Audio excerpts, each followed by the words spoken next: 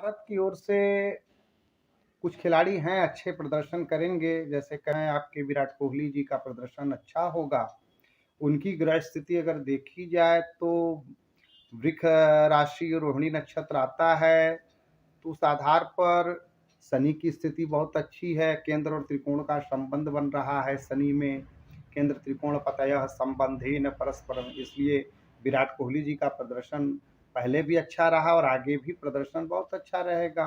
दूसरी बात, इनका जो है रोहिणी नक्षत्र स्वयं अच्छा नक्षत्र है, शुक्र का जो है अच्छे नक्षत्र हैं इनके, तो नक्षत्र की स्थिति भी अच्छी है।